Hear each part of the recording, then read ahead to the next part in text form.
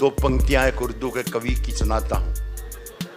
इस कवि का नाम है राहत इंदौरी और ये राहत इंदौरी जिहादी है। मैं साहब परेशान हो गया कि यार मैं 70 बरस का हो गया, अभी तक पता ही नहीं मुझे। अर्ज कर रहा हूं कि सियासत में जरूरी है रवादारी, समझता है। वाह वाह वाह वाह, क्या कहने। वो रोजा तो नहीं रखता पर इफ्तारी समझता है। दिल्ली में इफ्तार पार्टियों की रौनक में आज सोनिया गांधी की दावत में भी तमाम बड़े नेता शरीक हुए। चुनावी आहट के साथ बिहार में सियासत गरमाई है तो रमजान में इफ्तार पार्टी को लेकर तारीखों तक में टकराव हुआ। जाहिर तौर पर मुस्लिम वोट बैंक के लिए बिहार की सियासत में मुस्लिम मुख्यमंत्री का नारा लगवा चुके रामविलास पासवान ने भी इफ्तार का भरपूर आयोजन किया। टोपी पहनकर माइनॉरिटी सियासत की नब्ज समझने की भरपूर कोशिश की। इश्क में जीत के आने के लिए काफी हूं मैं, अकेला ही जमाने के लिए काफी हूं। एक अखबार हूं, एक अखबार हूं, औकात ही क्या मेरी, मगर शहर में आग लगाने के लिए काफी हूं। किसी लोगों ने आज सोचा है स्वामी दीपांकर जी कि हिंदू कौम सबसे कमजोर कौम है। हिंदू कौम सबसे कमजोर कौम नहीं है। क्या हिंदू चुप रहेंगे?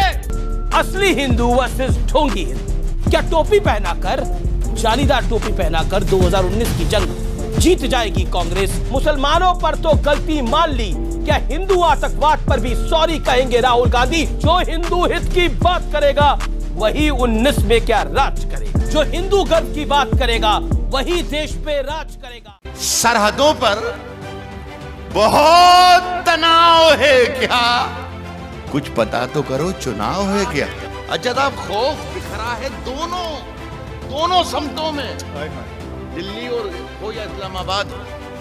कुछ पता तो करो, चुनाव है क्या? खौफ बिखरा है दोनों समतों में, तीसरी समत का दबाव है क्या? अब लगेगी चीन को चपट।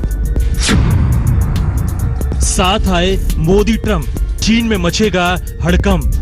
ये सवाल उठाना कि चीनी सेना हमारे जमीन पर आ गई और हम सोते रहे, ये सरकार पर सवाल नहीं होता है, ये सेना पर ही सवाल होता है, क्योंकि पेट्रोलिंग की ड्यूटी सरकार की नहीं होती है, सेना की होती है। और हमारे देश में सेना की कोई इतनी आजादी है। ऐसे में भारत ने विनाशक अग्निबाण से ड्रैगन के दहन का पूरा इंतजाम भी कर लिया है। पीएम मोदी के अग्निबाण से चीन जलकर खाक हो जाएगा और ड्रैगन पूरी तरह से राख हो जाएगा।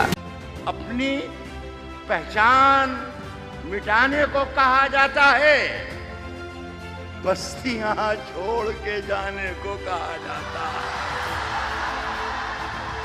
अपनी पहचान मिटाने को कहा जाता है, बस्तियां छोड़ के जाने को कहा जाता है।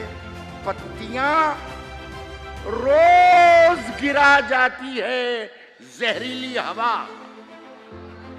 और हमें पेड़ लगाने को कहा जाता है। ये कहा है गिरिराज सिंह ने। पाकिस्तान परस्त लोग मोदी को रोकना चाहते हैं। पहले भी उन्होंने कहा था जो मोदी विरोधी हैं उन्हें पाकिस्तान चले जाना चाहिए। और दूसरी बात तो ये है कि मुसलमान तो देश के अंदर रहना नहीं चाहिए, बांग्लादेश या पाकिस्तान जाएं, यहाँ क्या काम है उनका? आज की जो जरूरत है वो मैं समझती हूँ कि वो जरूरत है कि हिंदुस्तान को मुस्लिम मुक्त भारत करने के लिए हमें काम करना चाहिए और हम काम कर रहे हैं। हे प्रभु, इस देश को क्या हो गया?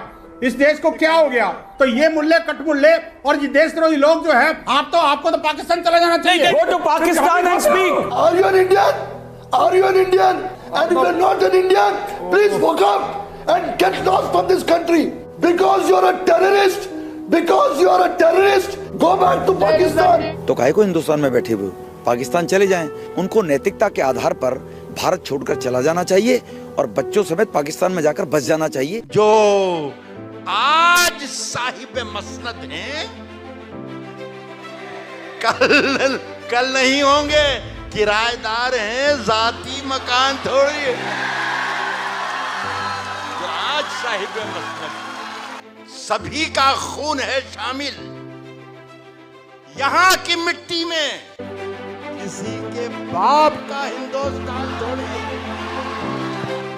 मैं कह रहा हूं कि मैं जब मर जाऊं तो मेरी अलग पहचान लिख देना।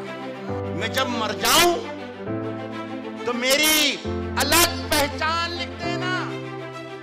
लहू से मेरी पेशानी पे हिंदुस्तान लिख देना।